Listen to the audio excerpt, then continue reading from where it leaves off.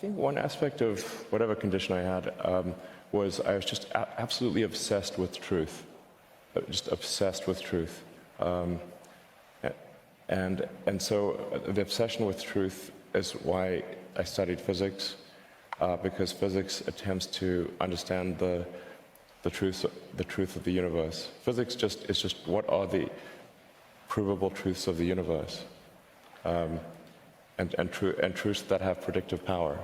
Science and technology are propelling us forward at accelerating rates. That's right. And if we don't understand it, and by we I mean the general public, if it's something that, oh, I'm not good at that, I don't know anything about it, then who is making all the decisions about science and technology that are going to determine what kind of future our children live in? The danger of all this. I mean, you know, this is not the thing that... There's two kinds of dangers. One is what I just talked about, that we've arranged a society based on science and technology, in which nobody understands anything about science and technology, and this combustible mixture of ignorance and power, sooner or later, is going to blow up in our faces. I mean, who is running the science and technology in a democracy if the people don't know anything about it?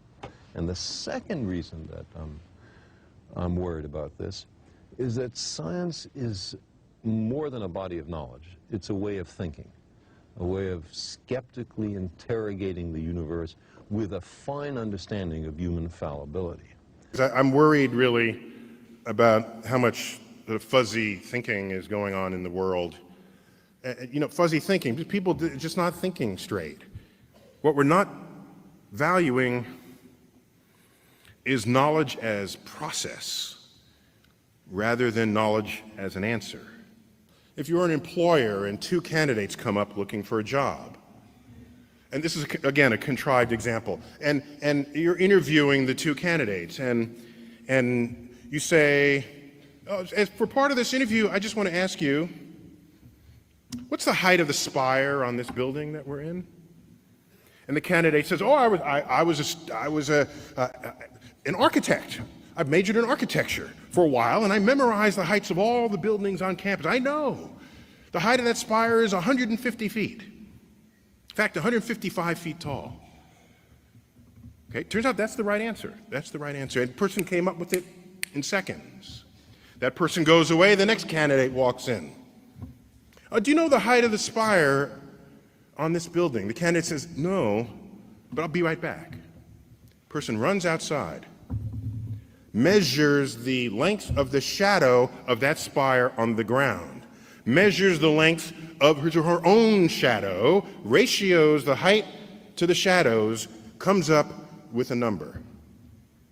Runs back inside, it's about 150 feet. Who are you going to hire?